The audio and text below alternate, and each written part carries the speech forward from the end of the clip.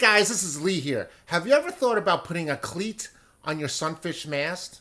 But maybe you didn't do it because you didn't really know how to do it, you didn't know how to position it, and you just didn't get around to it.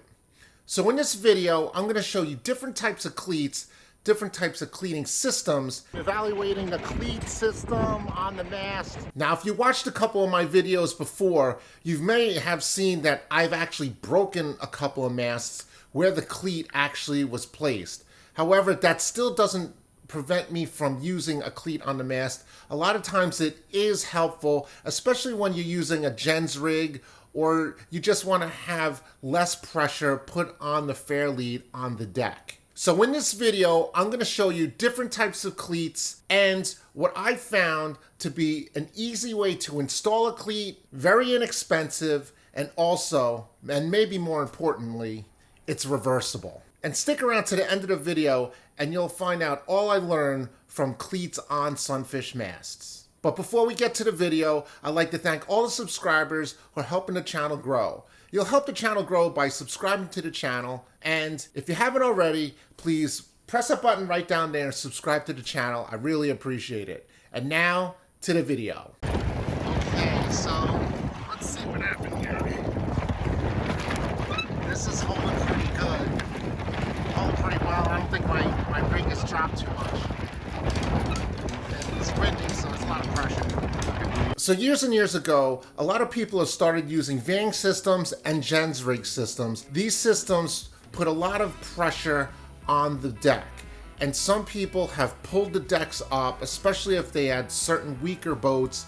And then also with the extreme pressures put on the vang, people were looking at ways to decrease the pressure on the deck. Also, by using multiple purchase systems to keep the upper spar up to the top of the mast, it also created a lot more pressure on the deck and the mast. So people over time have evolved a way to keep the sail up and to be able to put a vang on and also try to keep the pressure off the deck. And they did this by using a cleating system on the mast. Now, the simplest cleating systems are basically a regular horn cleat about 2 to 4 inches in length from horn to horn, and you just screw it into the mast with either aluminum screws or stainless steel screws, and you're basically done. And what that does is when you lift up the halyard, you could cleat off the halyard right on the mast and it'll stay up. And then you could use the tail end of the halyard to go ahead and put your vang on if you wish. Now, as the years went on and people learned how to depower their sails using gens rigs, and I made a video showing in real detail how to use 4 different types of gens rigs. So go ahead and check that out when you have the time. Over the years, we had the Gust Adjust, the Long Island gens rig, the gens Hookinson rig. Over the years, the Sunfish class has made 2 halyards and a depowering halyard legal in the class racing system. So a lot of people have used these with a lot of success. And now people who are 125 pounds can compete with someone who's 200 pounds in winds that are in their 20s. One thing that you have to know, that there is a measurement rule where you could put your cleat. And that measurement is 4 feet from the bottom of the mast, and you could put it anywhere you want on the mast as long as it's not further than 4 feet from the bottom of the mast. Now, what I like to do where I want to put my cleat is basically I put my mast inside the boat and on its dolly, because I use a dolly. When you're rigging your boat, you might not have a dolly, you might use a bigger dolly or a higher dolly. So depending on your height, I like to have that cleat right in front of me, right where it's easy to cleat off. I don't want to have it too high and I don't want to have it too low. Having it too high makes putting a purchase over the cleat to hold the upper spar up difficult. So I like to have it a little bit lower than higher. Now, if it's too low, and if you want to put a vang on with another purchase, you don't want it too low and too close to the deck. So I would say 1.5 feet above the deck and a little bit higher, but it should be kind of in front of you, maybe at chest high. So if you're getting any value from this video, please smash that like button. Really appreciate it. Another place where you have to know where to position it is that you kind of want it in alignment with the top of the holes of the mast cap. If it's kind of off to a 90-degree angle, you're going to twist the halyard coming from the mast cap all the way to the cleat and then back down to the fair lead. So try to have everything in alignment. What I found though, when I use these mast cleats, the mast tends to rotate forward and the cleat ends up facing forward. It doesn't make any big difference to me. Now, if you decide that you want to put a cleat on your mast, now it's time to figure out what kind of cleats. Now, there's the horn cleats that have the traditional things that you see on a boat. There's also a jam cleat where it's similar to what is under the boom and on the side of the boom for when you're using an outhaul and a Cunningham. Now, both cleats I find that people use successfully, so it really doesn't matter to me what cleat that you want to use as long as it works for you. And depending on what you want to spend, I think the horn cleats are a little bit cheaper. Now that you decided what kind of cleat you wanted to get, you have to figure out what material. Now, ideally speaking, I think metal and aluminum is the best type of material because one, it's light, and two, it's strong. You could also get plastic cleats, but I've seen plastic cleats break, and I've seen also plastic jam cleats not hold as well as metal jam cleats. If you want to go plastic, I would recommend actually like a 3 to 4 inch horn cleat. And if you wanted to go to the jam cleat, I would recommend a metal aluminum cleat. Now, a metal aluminum cleat, something like this cam cleat, this has really good holding power. I'm a pretty large person. I am about 195 pounds. I actually lost a couple of pounds. But anyway, I race my boats a lot, but this could also be used by recreational sailor. I've done this, and you could see that the screw actually might have been the catalyst for this. But I put super high loads on my boat. I also hike my boat pretty hard, and I broke a couple of masts. It happens. I still would not steer clear of a mast cleat. Sometimes I'll use one, sometimes I won't, but a lot of people do use them. So basically, I'm going to go over 4 ideas on how to use different types of mast cleats. And the first one would be your simple horn cleat where you could screw in to the mast. Now, you figure out what height you want, like I said before, where it's kind of in front of you, where you could cleat the halyard, and then you could screw it in with round top screws or flathead screws. I would recommend either stainless steel or aluminum, and you just drill a couple of small holes in there and let the screws self-tap themselves in there. You could raise the sail with that. Now, if you want to use metal or plastic, that's up to you. I think they're pretty decent. If you wanted to use that cam cleat, by all means, go ahead and do that. That's one style of cleat you can use. You could also use the cam cleat, which is basically the same principle, except you jam the halyard in here, and you have to make sure your halyard will fit into this cleat.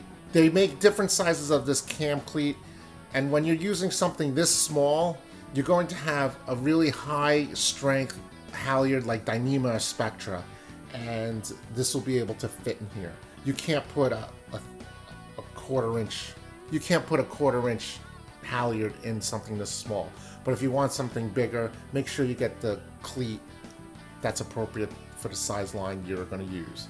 Again, you could just screw these in with the appropriate screws and drill some holes, and make sure the holes are in alignment with the mast cap holes up on top. Now, competitors in the World Championships, they generally will charter brand new boats, and everyone gets a brand new boat to charter, and they have to put it together, and after the regatta is done, the World Championship, then the dealers will buy the boats and then they'll sell them in the aftermarket as event boats.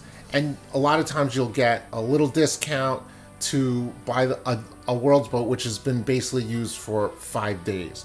That's how I got a couple of my boats, and I think it's a really good deal. This year in 2021, Sunfish Direct is selling their boats, and I think they might almost be sold out of all 100 boats. So if you're interested in getting a brand new or boat that's been used 5 days, you can contact Sunfish Direct. I'll leave a link down below. Now, these World's boats, because they're going to be sold aftermarket, they don't want anyone to make any modifications to the hull, the spars, or the mast, or the sail.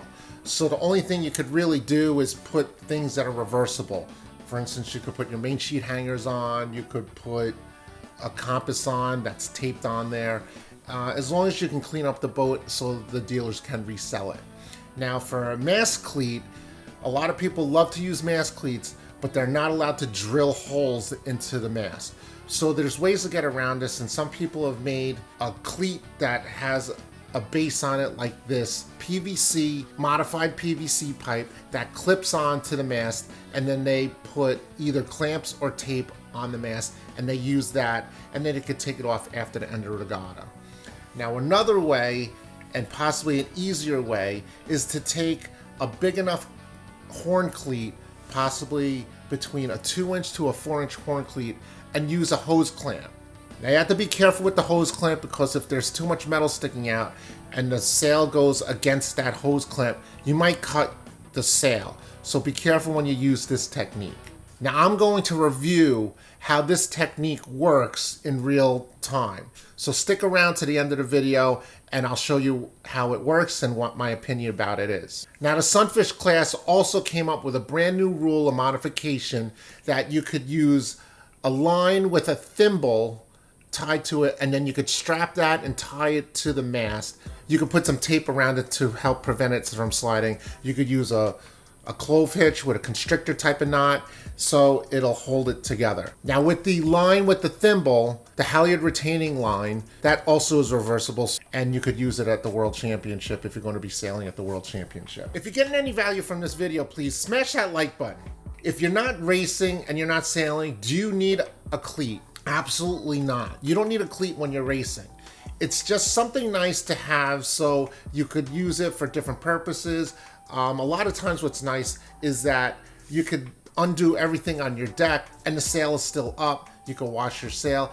I believe it makes things easier sometimes, and it puts, the main thing is it takes the pressure off the fair lead on your deck, because when you're using Vang or you're holding up the sail, it really does pull up the deck a little bit. If you have any questions about anything in this video, please leave them in the comment section down below. I read all the comments. I hooked up 3 cleats. One that was already put on the mast and that was screwed in. The second one was a 4-inch horn cleat, which I hose clamped to the mast. I put a little piece of Gorilla Tape around the edges of the hose clamp to help protect it from cutting the sail.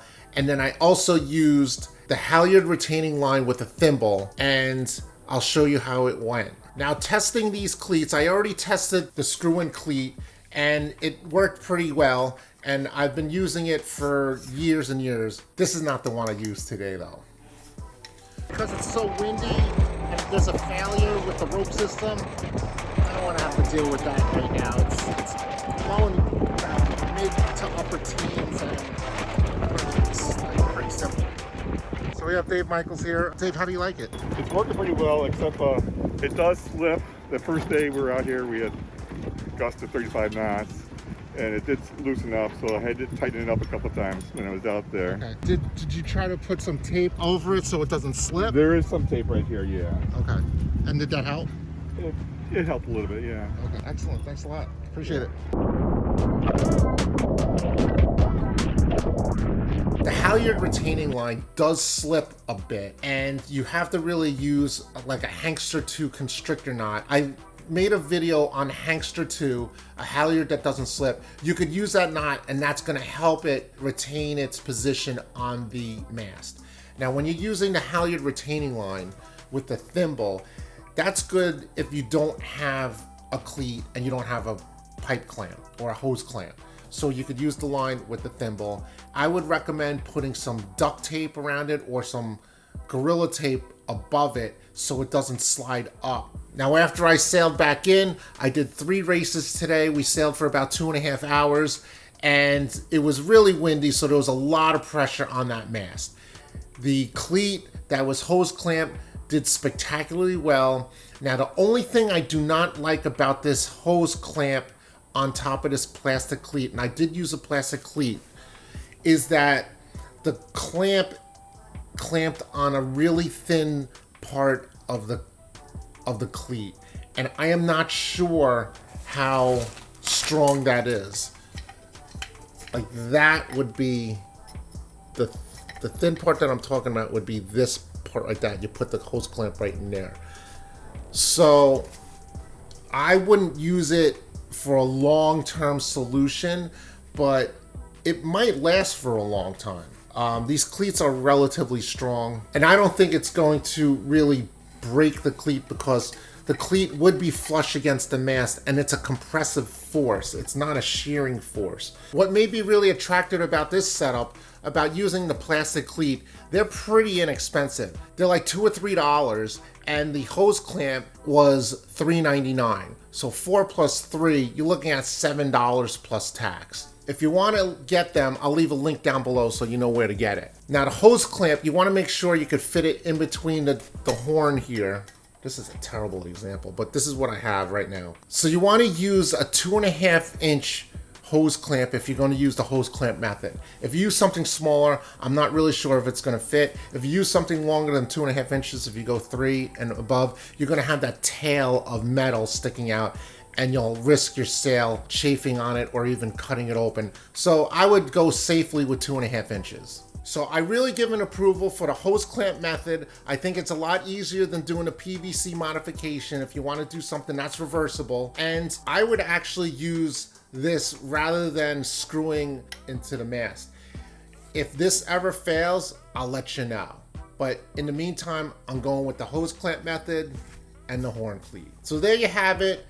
That's my opinion on how the cleats work and which one's the best. I hope you got enjoyment from the video. So don't forget to smash that like button, subscribe to the channel, and hit that notification bell so you know when we come out with a new video, and I'll see you on the water.